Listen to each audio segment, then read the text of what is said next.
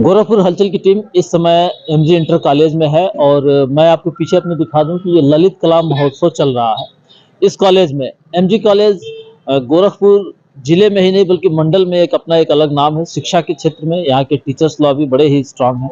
ललित कला एकेडमी जो ये ललित कला महोत्सव का रूप लिया हुआ है, इस संदर्भ में आइए हम लोग यहाँ के जो जिम्मेदार व्यक्ति हैं उन्हीं से हम लोग जानते हैं। सर, गोरखपुर हलचल में आपका स्वागत है। धन्यवाद। क्या बताएंगे सर, इस एक ललित कला जो महोत्सव है?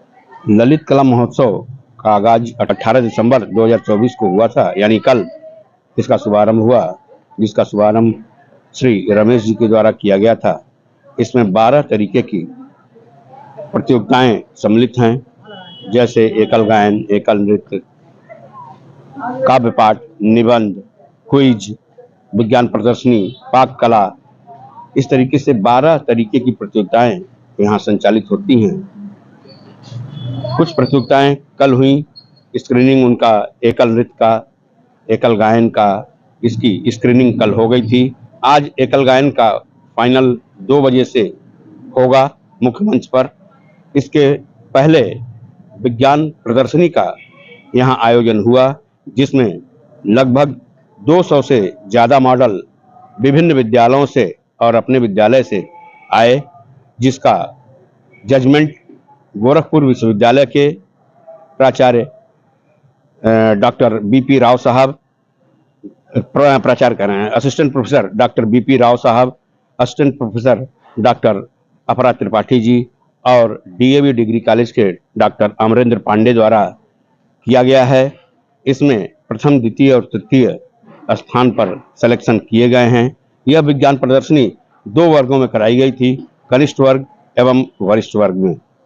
अभी सर, जो ये प्रतियोगिता हो रही है तो इसमें किस स्टैंडर्ड के विद्यार्थी पार्टिसिपेट कर रहे हैं? इसमें 3 वर्ग बनाए गए हैं।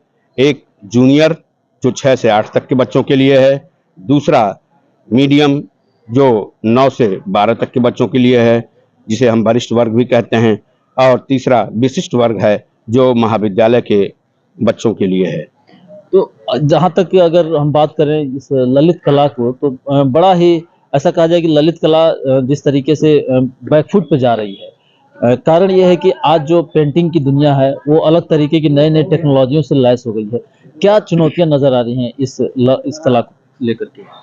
देखिए, ललित कला एक्चुअली यहाँ पे जो पढ़ाई की विधा बदलती जा रही है, जहाँ पे वैज्ञानिक दृष्टिकोण अपनाया जा रहा है, इसलिए आपका ये कहना वाजिब है कि ललित कला थोड़ा पीछे होता जा रहा है, परंतु हमारे विद्यालय में इसको एक स्थान दिया जा रहा है, एक मंच दिया जा रहा है। हमारे यहाँ कला प्रतियोगिता सन 1978 से ही प्रारंभ है और यह कला शुरू में चित्रकला की प्रतियोगिता होती थी, जो धीरे धीरे पल्लवित होकर के चित्रकला ये ललित कला के रूप में यहाँ हुई है। यहाँ पर विभिन्न विद्यालयों के जनपद के लगभग 1,500 से 2,000 प्रतियोगी छात्र भाग लेते हैं। पिछले वर्ष भी लिया था लगभग 2,500। इस वर्ष देखिए कितना आते हैं। कल दिनांक 20 दिसंबर को हमारे यहाँ ललित कला का ही सबसे बड़ा इवेंट होने वाला है, चित्रकला का ही सबसे बड़ा इवेंट होने वाला है। क्या नाम है सर आप? डॉक्टर राजेश श्रीवास्तव, वरिष्ठ प्रवक्ता, महात्मा गांधी इंटर कॉलेज।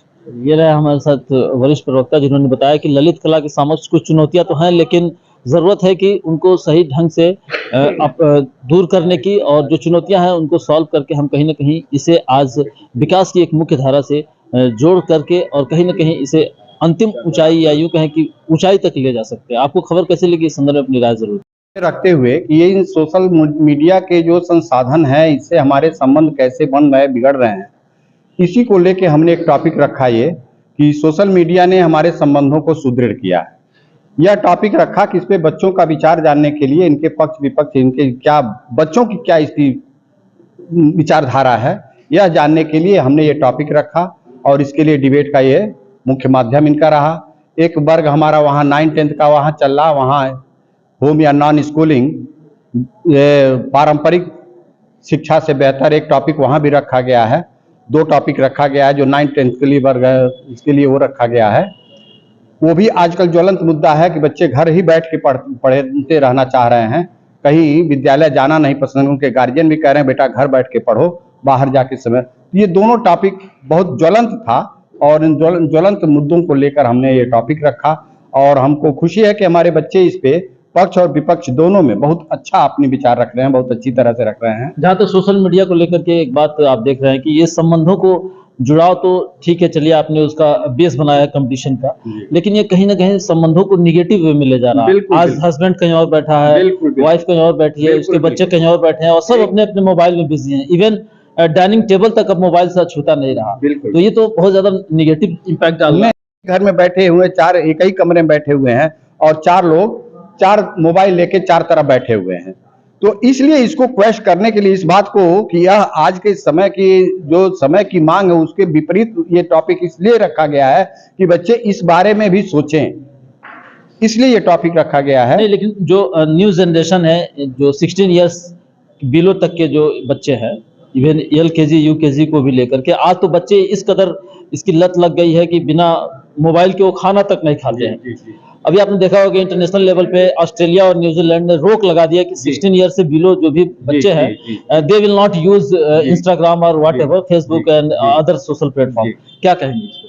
देखिए, इस हानिकारक स्थिति से बच्चों को बचाने के लिए यह जरूरी था कि इसके विपक्ष इसका जो पक्ष बन रहा है कि संबंधों को मजबूत किया है, सुदृढ़ किया है, उसको भी उस बारे में भी बच्चों का ध्यान आकर्षित किया जाए कि वास्तव में क्या संबंध बने हैं या बिगड़े हैं। ये दोनों टॉपिक पर जब तक बच्चे नहीं अपनी विचार रखेंगे तब तक हम किसी तरफ एक तरफा निर्णय यह मान के चलें कि नहीं यह इसने संबंधों को सुदृढ़ नहीं किया बल्कि बिगाड़ा है, केवल इसी को मान लेना हमारे विचार से यह उचित नहीं था। दर्शकों को क्या मैसेज देंगे? दर्शकों से भी मैसेज देंगे कि भाई आप अपने, ठीक है सोशल मीडिया जरूरी है। आज के हमारे कोरोना काल में आपने देखा कि सोशल मीडिया का ये व्यवहार ज्यादा बढ़ गया है और तब से हम लोग भी कभी कभी आजकल आता है, कभी बहुत सी चीजें ऐसी आ रहे हैं जिसके लिए मोबाइल की जरूरत है, जैसे यूडाइस कराना और सब, तो बच्चों को वो सब भी करने के लिए अनिवार्य हो गया है। लेकिन साथ ही साथ यह भी हम मैसेज देना चाहेंगे कि आप दीजिए मोबाइल, सोशल मीडिया का प्रयोग करने दीजिए, उससे उनकी सूचना तंत्र बढ़ेगा, लेकिन साथ ही साथ उन पर निगरानी भी रखें। कहीं ऐसा ना हो कि इसके आड़ में बच्चे आपके बनने के बजाय बिगड़ते जा रहे हों।